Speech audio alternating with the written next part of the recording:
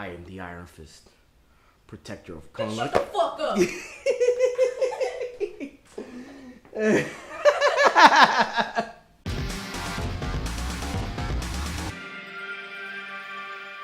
Hello there, nerds, geeks, and scoundrels. Today, we are paper bagging it. Is that what that means, paper bagging it? No, not at all. Something else. Oh. Well, I'm paper bagging this shit. And we are going to be talking about the Defenders TV show that came out on Netflix. Now, if you guys don't know, the Defenders is the continuation of the Marvel Universe that they have set up on Netflix, which is loosely tied to the regular Marvel Cinematic Universe. But it contains Daredevil, Jessica Jones, Luke Cage, and Iron Fist, I guess. This show, very much like the Avengers did with the films, tied all the different shows together and brought them together into one cohesive team. And was it good? It was okay at best. It was a little bit better than okay, I guess, but it still left a lot to be desired. The Defenders revolves around the Hand trying to do something. I'm not going to spoil it just yet, but trying to do something in New York that's going to affect the whole city. Is going to be a big cataclysm for the purpose of immortality. The immortality of a group called the Hand, which is they run like a bunch of the seedy mafia families. They have the Yakuza, the Triads work for them in New York City, and they also run like big businesses. They influence like law firms, the newspapers, and financial institutions and such. With the Hand affecting all of New York City, it gives a chance for different heroes that have been scattered all around New York, even though it's pretty much just Hell's Kitchen area and Harlem, which are like right next to each other. That'd be cooler if it was like Brooklyn or, well, I guess Spider-Man's in Queens, but beside the point. So it gives our heroes a chance to come together as a team and try to defeat the Hand. Now, what I really liked about this show was the first couple of episodes, the interaction between the different characters when they start meeting up. Like when Danny Rand meets Luke Cage, that's really cool. That's a really cool interaction, and their whole interactions throughout the show was really, really cool, because the whole time Danny Rand, the Iron Fist, is like, I am the Iron Fist, protector of Kunlun, blah, blah, blah. And Luke Cage is looking at him like,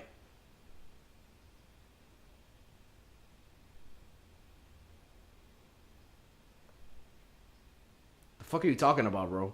One of the things that I really liked about the show was the first episode, when you get different introductions of everybody, all the four heroes, and when they show each person, you kind of get a feel of how their show is, through the colors and through, obviously Daredevil's red, Luke Cage is yellow, Jessica Jones, I thought it was like purple, and her whole show was about purple, the Purple Man and everything. But in this case, they show it kind of like a blue hue when they shoot their scenes. It's pretty cool, and you also get a sense that their world is connected. I mean, them being so close together.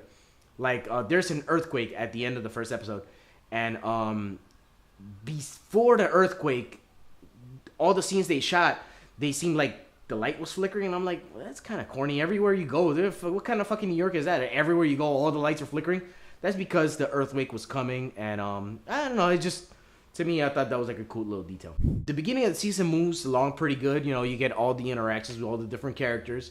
You also get introduced to the villains. Amongst the villains, you have Alexandra, who's the head of the Hand, or I guess the middle finger, because this is the longer one. I don't know, or the index finger, most important, or the thumb.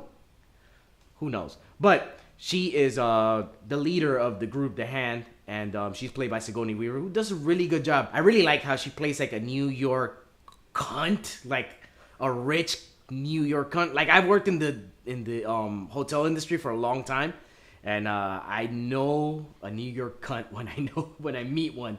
And she just had the whole attitude that she's just better than everybody, and she knows it, and she's got no reason to prove it.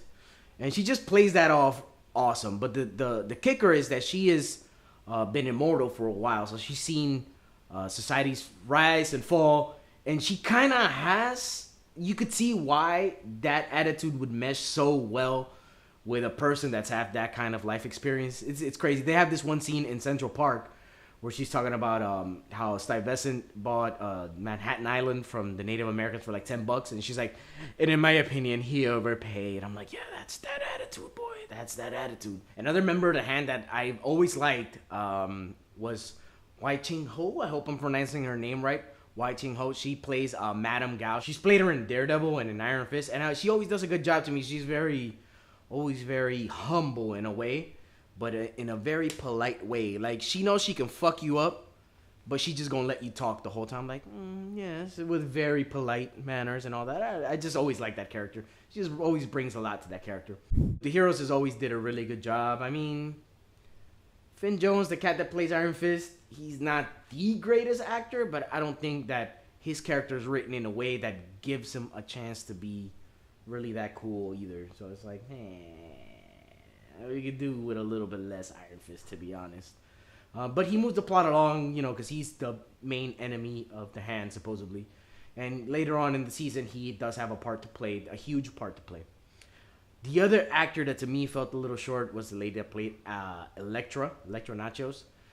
Not necessarily her as an actress, but how her fucking part was written, man. Like, she comes in, and she's been resurrected, because in season 2 of Daredevil, she was killed. So she's been resurrected, and she's something called the Black Sky. And she's supposed to have all these crazy powers and abilities. She just basically knows karate and is as strong as Jessica Jones, from what I can gather. There's nothing like super... There's no beams. This whole show, that's the thing. This whole show, like, nobody has, like, Kamehameha. No kind of cool shit. It's just, like, kung fu and, guns. After the first couple of episodes where our team comes together,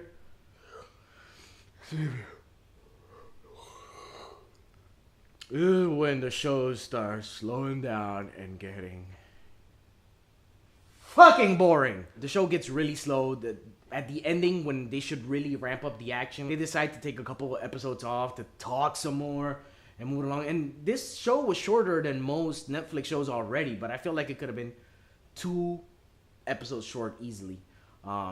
Sigourney Weaver, like I said, did a great job as Alexandra, but spoiler alert, spoilers! She dies right before the end, and she's killed by Elektra's character, who went through this weird arc where she was resurrected by Alexandra, kind of trained by her in a short way and like raised her because she had no memories. And then she remembers Matt Murdock and like goes to his apartment and sleeps in his bed. Kind of like to say like, oh, she's remembering him. And then comes back, but she's not like full on Elektra. She's like kind of remembers him, and she's still a villain. She wants to take over from Alexandra, and she kills the fuck out of her like one of the best villains. Kind of like what happened with Cottonmouth and Luke Cage. Like I said, the action was a little bit dull for me. Like in season 2 of Daredevil, they had an army of ninjas. Like, bring back the army of ninjas. Everybody from the Hand has their own like little army, and everybody has a little style. You got a Japanese cat that's like running the Yakuza. He's got the army of ninjas, but we didn't see any of those. We just saw like, criminals. You had Bakudo from Iron Fist, their main villain. He comes back, and he was okay, I guess, but he had an army of children that he was training. I don't know, man. Like, everybody could have had their own army. I felt like the African warlord guy maybe could have had his like army with people like with guns, and then the Japanese dude could have had his army of ninjas. Everybody could have just looked different. Madame Gao could have had her triad army. I just felt like it was a missed opportunity to just give everybody their own little cool distinctive army just to add on to the world. Also, the fight scene where all the remaining members of the Hand fight members of the Defenders, I thought that shit was whack as fuck. That was a stupid ass fight. It was just basic. It was like, it could have been a fight with henchmen, except Madame Gao did some force push. That's the only cool thing. I don't know, man. I think it was a missed opportunity, especially with Doctor Strange being in their world now and introducing magic to the MCU. I felt like the TV division could have done something similar. Just show a little bit of magic would have been cool to me. When you get to the end of the season, the thing that they all been working against that's going to destroy New York are bones of a dragon that are buried underneath a building. And that's gonna give them immortal life somehow. That's what they've been using to resurrect people in all the other seasons. I don't know. Seems a little weird to me. And then like the Iron Fist is supposed to open it, but he knows he has to open it. He's like, oh, I won't help you guys. And then like 3 minutes later, like Electro slaps him and he's like, ah, goo, and fucking opens it anyway. The fuck's that about? So all in all, that was my review or shitting on of Defenders. Ultimately, you know, since it did have some fun moments and it did move, I guess, the story forward to something new other than the hand. We're kind of done with the hand, it seems. I'm gonna go ahead and give this show 3 shots out of 5. Yeah, 3 shots I think is fair. But if you guys like this video, like, comment, share, subscribe, and yeah, catch you little fuckers next time. Peace.